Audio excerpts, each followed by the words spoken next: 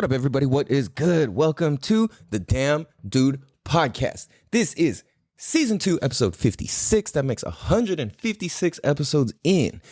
I'm your host, California Cal, one of the few cool Californians left on in this state, because there's a bunch of us that exist still, but there's also a lot of us that kind of lost our shit and just got weird, and yeah.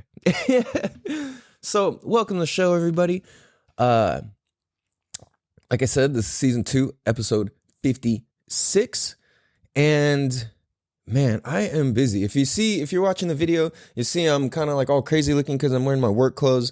I teach babies how to swim and save their lives in the water. That's what that does, and this episode is really special because, oh shit, my computer doesn't die. Okay. We're calling this episode More Than Looks. And this has to do with, like, attraction, right? So, for me, I've just been thinking about, like, I so strongly declared, like, no girls, no women, like, no relationships, none of that stuff. And then I started looking at it like, okay, well, at a certain point, you got to lift that. You know, for me, I was like, I'm going to be single forever, blah, blah, blah. I was like, just whatever shit in my head, you know, and it's like, I realize it's not bad because I was just kind of like understanding, all right, I need to focus on me. You know what I'm saying? And like, so I started thinking like, damn, there's just been the right like set of occurrences that just kind of led me to thinking all this and kind of having me like, whoa, shit, like, holy crap. Okay, let's like reanalyze this. Because at a certain point, it's like, I think that it's like, if you're kind of like, no relationships, no girls, no boys, whatever your thing is, right? Like, it's kind of just a way of protecting yourself, but it's also a result of not knowing what you want. You know what I mean? It's like, I'm going to stay single forever because I don't know exactly what I find attractive, right? Like, isn't that a trip? So that makes me think like, all right, like, what makes a woman attractive to me? So then you've got like all the like basic shit, you know what I mean? It's like all the physical attributes of something. And like, that's typically the first level of attraction for a lot of people, is the physical part of it. But it's like, at the same time, it's way deeper than that too, you know? Because like, I started thinking, okay, there's gonna be good looking people on this planet no matter what. There's gonna be men, women, fucking, who capture your eye. You could be in a relationship, you could be fully in love, and you could be fully committed to somebody, and like, a nice ass is a nice ass. Like, a nice smile is a nice smile. Like, you can't do anything about it. And I think people, and I'm guilty of this, I got into relationships, and it's like, all right, I'm not looking at other girls, I'm not this and that. But at the same time, I'm kind of like, and then I start feeling weird and guilty and this and that. It's like, oh, I took a glance. Oh no, I'm this and that. And it's like, nah, chill the fuck out. And then it's like, start putting too much meaning into shit that doesn't actually mean anything. And then that's when relationships start turning sour. So I'm looking at this like, all right, like, what is actual attraction? You know what I mean? Because it's like, I see people who have like, and I don't mean to be mean, this is just real thinking. It's like, damn, what makes you attracted to that person? Like, I don't see anything attractive about that person. This isn't being mean, it's just fucking real. Like, there's people we're attracted to and people we're not. You know what I mean? And sometimes, like, the judgy side of my brain is like, how do you find that? How do you find this person hot? How do you find this person attractive? Whatever. And then I start thinking, well, hold on. It's not necessarily, especially when it comes to something like deep and real, it's not necessarily about, I mean, it has nothing. It has little to do with the looks. See, and then it's like, I think about couples who are like, both parties like super out of shape, both super just big people, both are jolly. It's like, how do you guys even physically have sex? Like, do you? How are you guys like physically intimate? Like, it would hurt. It would be hard, you know? And I'm not dissing anybody. Like, I'm just saying, it's like, I think about these things, you know? And I'm like, huh, interesting. And I'm like, I couldn't have a relationship like that. Like if I thought the person was the coolest person in the world, but I don't find them attractive, like physically attractive, I don't understand that. You know, it's like, it's got to be a good balance. So I'm thinking like on a deeper level, what makes a woman attractive is like, like how I see this is like, you can show all the hot girls in the world in front of me. And I'll be like, wow, you know, it looks nice. But at the same time, it doesn't really fulfill me as a man on a deeper level, because it's like, I need more than just what the fuck something looks like. You know what I'm saying? It's like people build Ferraris out of cardboard. It looks like a fucking Ferrari. It doesn't make it a Ferrari.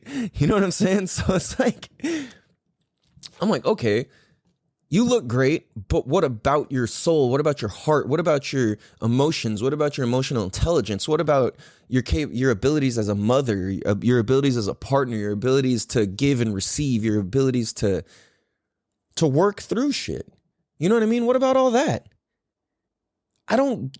It's like, you could look perfect, but if you're mean, like, who cares? You know what I mean? Like, who wants that? I mean, I guess some people think they want that. You know what I mean?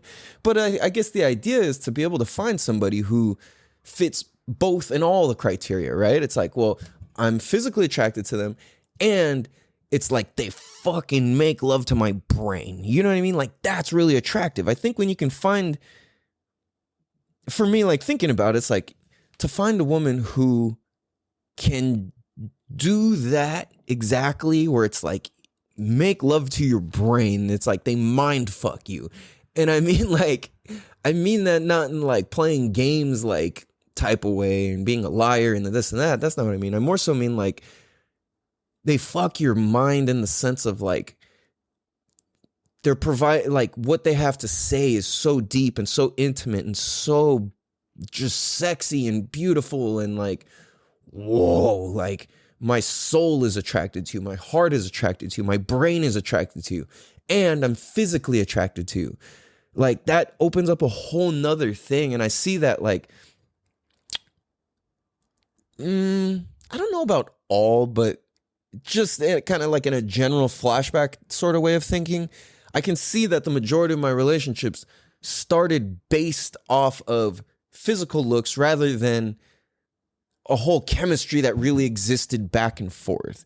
You know, and it's like, I think when you have chemistry with somebody and that it can go back and forth and it's an exchange of like, here, like, I want to listen to you now. And then it's like, here, I want to share this with you. And it's like, oh, I'm going to listen to you now. And it's like back and forth. And it's like, both parties are learning, people are moving forwards and working through shit. Like that shit's hot, dude. Like somebody who can make love to your brain, somebody who can make love to your soul, somebody who can make love to your spirit, somebody who can make love to your emotional intelligence in you.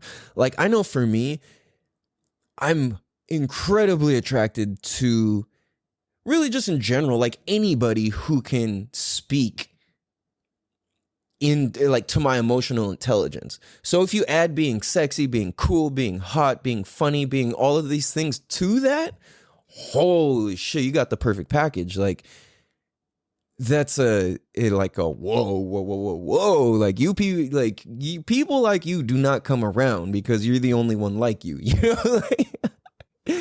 So I'm thinking about it and I'm like, damn, the first thing for me that's really, really, really attractive would be, outside of just the physical stuff, would be like a high level of chemistry and a high level in the woman having a high level of emotional intelligence. Like there's nothing hotter, you know what I mean? Like they can have a deep conversations and have a realistic look at their life and their actions and part in life circumstances and situations that come up. Like somebody who takes extreme ownership of themselves, that's the hottest shit. That's the coolest shit. That's the most attractive shit. You know what I mean? It's like, whether you're one of my guy homies or something, it's like, and you are like that, like, I think you're sick as fuck. You know what I'm saying? And if you're a girl and you're like that, like, you're sick as fuck. And like, you know what I mean? I think that that's such a cool thing, but it's also like, it's so special if somebody can have that and have the looks and have the humor and have the just basic understanding of life and stuff, you know, and how to live a happy life, how to be a good person. Like all of that is attractive as an adult and as a man. You know what I mean? Before it was like, oh, she has that kind of hair. She's that kind of girl. Ooh, that's hot. But it's like, fuck all that. Like, what's real? What's real about you? How's your relationship with your parents? How do you view them? How's your relationship with your siblings? How's your relationship with your exes? What's your view? Not even your relationship with your exes, but what's your view on your exes? You know what I mean? Like, that type of stuff are the questions we need to ask to discover if somebody is going to be a good mother, if they're going to be a good nurturer. Like, that's the shit that's hot. Like, somebody who can practice emotional intelligence. Like, I realize that's what I'm doing, is practicing emotional intelligence constantly. That's the only reason this podcast can keep moving forward, is because I keep learning new shit, so I keep having stuff to talk about. And it hit me in the shower at the gym earlier. I was like, dude, I learn new stuff every day. That in turn gives me something to talk about. Like, I can fucking speak for an hour about it at a time. You know what I mean? This episode is going to be a little bit shorter, just FYI, because I got to cut out to my next lesson here. And, yeah, so, like, somebody who does the right thing even when it's hard, somebody who maintains being a good person when shit hits the fan, somebody who maintains being a good person when shit is good, because that's something I didn't even consider. Like, I've seen people, like, inherit large sums of money or different things, and they turn into fucking shitty people, and it's like, what the heck, dude? And, you know, like they say, money only amplifies who you really are. And if that's the case, it's like, I can see that. I can see how when I had money and I was more egotistical, I was not buying out the bar, but I was fucking rounds and rounds and rounds of shots for everybody. Like, I was spending like $400, $500, $600 a night. Not every night, but just when I would go out, I got it. It's all good. I got it. It's all good. It's on me. It's on me. It's on me. Man, you know how many fucking rounds of shots and whatever I bought for my friends and people, and they don't remember. They don't even remember they don't remember the shot, let alone the entire night. You know what I mean? It's like you could spend fucking $400 on a group of people, and it's just, it doesn't even matter. You know what I mean? It's like, doesn't even register. Like, nobody comes back like, damn, thank you, dude. Like, you spent fucking like $80 on me last night individually, and we don't even, you know what I'm saying? It's like, so I look at that and I'm like, wow, man, like, it's just a trip, dude. Like, I don't know. Where was I going with that? Oh yeah. Like, see, it was like I was in my ego, so money just reflected that. I was trying to be impressive, and it's like, it's not impressive, you know? And then I'm looking back at my old relationships, and I'm like, what was it that had me attracted to this person? And then I realized a lot of it was like, I met that person's representative. They were trying to be this type of way. They were trying to be this person, but that's not who they really were all the way through the core. It's something that they were trying to take on. And I'm like, whoa, hold on. And how you can like really tell who somebody is like when they go through the fucking shit. How do they react? What's their perspective? Do they start hating everybody, or do they start taking responsibility? Damn, dude. Because a person who takes responsibility is fucking it. Oh, that is it, dude. Like, I'm thinking, what's attractive to me? Somebody who takes responsibility when shit hits the fan and owns it and doesn't make anybody else wrong, and is just like, here's what happened. Here's the breakdown. Here's what I see. Here's what I saw. And here's what I experienced. Whoo, that is the shit right there. So it's like, I know as a man, like to the core as a man, like I'm learning what's attractive to women, well, valuable women, I should say, is having patience, being a good listener, and actually like caring. You know what I'm saying? It's like, and if you have to fake any of that, you know, it's like, that just means you need to practice listening more. Because there was so many times I had to force myself and I had to fake it and this and that. And then like, you have conversations with the right people, the right person, and all of a sudden it's like, whoa, this is really easy to fucking talk about. I couldn't even mention this before without somebody flipping out and making it mean something else. Like, men, how fucking annoying is that? Like, we've all had a woman in our life at some point where it's like, you say, oh, this is ABC. And they hear, what do you mean it's elemental P? And you're like, elemental P is not even a letters. That's just a word. Elemental P, like, it's not even part of the alphabet. It's LMNOP, not MNLOP. I can't say it anymore. You get what I'm talking about. LMNOP. LMNOP. Anyways, it's like, how many, that's the most frustrating thing as a man. When you say ABC and they go, what do you mean elemental P? And you're like, ugh. The fight already started before, you know what I'm saying? It's like, you've got to fight before a fair chance was even fucking had, right? So it's like, I said left. Yeah, you pointed right. It was like, you're standing opposite of me. Of course it's left is gonna look right. And then you're arguing about semantics, and then it's like the whole argument is not even about what the fucking point was. And that's where relationships turn really shitty and sour and weird, I know in my experience. So like, when you can find a way as a man to have patience and to have understanding and to listen deeper than your own desires and ego and perverted shit you think of and whatever, like, all of that's real and it's always going to exist. But the thing is, like, how are you going to have patience and grace with yourself? Because that's what, like, a dope woman is going to find attractive. And I'm realizing that because I'm like, whoa, that's what I find. Oh, somebody's yelling outside. That's what I find attractive. You know what I mean? Is like, and I've been attracted on many different levels throughout stages of life. And it's like, now at this level, you've got to be with the shit. You've got to have high level of emotional intelligence. You've got to have that inner beauty. You've got to just like, if you have inner beauty, it'll reflect outwardly. And I'm like, wow, you know, and anybody who has that or embraces that is somebody who's really worthwhile and worth investing into and worth having patience for. You know what I mean?